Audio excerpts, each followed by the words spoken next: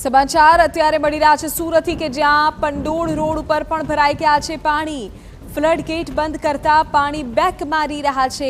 ગટરના પાણીને કારણે લોકોને મુશ્કેલી પડી રહી છે।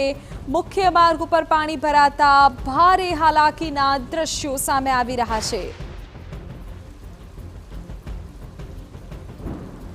સુરતથી આપની જાણકારી આપી રહ્યા છે કે જ્યાં પંડોળ રોડ ઉપર આપ જ્યાં નજર કરશો ત્યાં પાણી જ પાણી છે।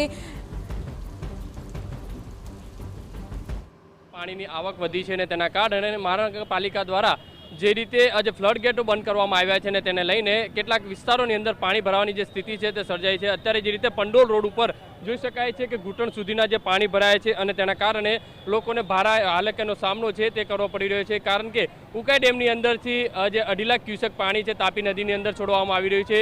તેના કારણે કેટલાક વિસ્તારોની અંદર જે પાણી ભરાવાની જે સ્થિતિ છે ગટેરા પૂર જે સ્થિતિ છે તે સર્જાઈ રહી છે। કારણ કે ગઈકાલે આજે કાદરસાની નાળની અંદર પણ આ રીતના જે ગટરિયા પાણી ભરાયા હતા। અત્યારે જોઈ શકાય છે કે લોકો છે તે અડધા ફૂટ જે પાણીની અંદરથી આવા મજબૂર બની રહ્યા છે।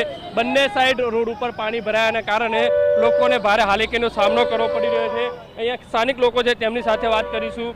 કઈ રીતની મુશ્કેલી પડી રહી છે, કઈ રીતે દર વખતે અહીંયા પાણી ભરાય છે? જ્યારે બી આ ફ્લડ ગેટ બંધ થાય છે કાયમની આ મગજમારી છે। કાયમ અહીંયા પાણી જ ભરાઈ જાય છે। હવે અહીંયા ધંધો કરે માણસ કે પછી અહીંયા પાણીની રાહ જોઈને હવે 2-3 જ્યાં સુધી પાણી નહીં ઉતરશે ત્યાં સુધી અમારે અહીંયા રાહ જોઈને બેસવાનું। વરસાદ પડે ત્યારે બી પાણી ભરાય છે? વરસાદ પડે ત્યારે બી પાણી ભરાઈ જ જાય છે। થોડા જ્યારે વધારે વરસાદ પડે એટલે થોડું પાણી ભરાઈ જ જાય છે। કઈ રીતે મુશ્કેલી અહીંયા તમારી દુકાનોની અંદર પણ પાણી ભરાય છે અને સામાન્ય વરસાદ પડે તો પણ પાણી ભરાતું હોય છે? 2-3 કલાક વરસાદ નોન સ્ટોપ પડી જાય છે એટલે અહીંયા પાણી ભરાઈ જ જાય છે અને ભારે નુકસાન થાય છે અમારી દુકાનમાં। ના વાહનો આવી રીતે આવ જાવ કરે છે, તમને મુશ્કેલી પડે છે અહીંયા। હા, દર ચોમાસામાં અડધી રાત્રે પણ અમને ઊભા થઈને ભાગવું પડે છે। જે રીતે જોઈ શકાય છે કે ઘૂંટણ સુધીના જે પાણી ભરાયા છે અને તેના કારણે સ્થિતિ આવી છે। કઈ રીતની મુશ્કેલીનો સામનો ગટરિયા પાણી છે અને રોગચાળાની પણ સ્થિતિ જોવા મળી રહી છે? तो अभी पानी भरा था, बहुत बाढ़ बहुत आती है, फिर धंधा करने में भी कितना मुश्किल होता है। अभी प्रशासन तो कुछ ध्यान देती नहीं है। अभी ये देखना चाहिए कि हर बरस ये तकलीफ हो रही है तो इसका निवारण करे। कुछ पब्लिक के बारे में कुछ सोचता नहीं है कोई। ચોમાસામાં બી પાણી हर बरस होता ही है, 3 दिन 4 दिन धंधा बंद होता है, फिर ये पानी भराता है। बहुत बास मार रहा, तुम देखो ना अभी तुम जाओगे कितनी गंदगी है, कितना बास मार रहा है ये सब पानी।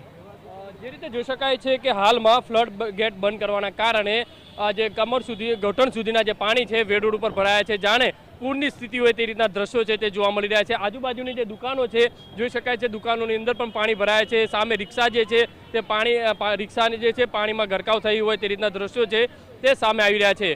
મહત્વની વસ્તુ એ છે કે એક બાજુ ઉપરથી પાણી છોડાઈ રહ્યું છે અને બીજી બાજુ ફ્લડ ગેટ બંધ કરાતાની સાથે સ્થાનિક લોકોએ ભારે મુશ્કેલીનો જે સામનો છે તે કરવો પડી રહ્યો છે। એટલે લોકો છે તે દર ચોમાસાની અંદર જે ફરિયાદ કરી રહ્યા છે કે આ રીતે જે આ રોડ ઉપર પાણી ભરાતા હોય છે તેના નિકાલ કરવા માટે મહાનગરપાલિકા દ્વારા કોઈ પગલાં નથી લેવામાં આવતા। કેમેરામેન સંજય ચંડલ સાથે બલદેવ સુથાર, TV9 સુરત।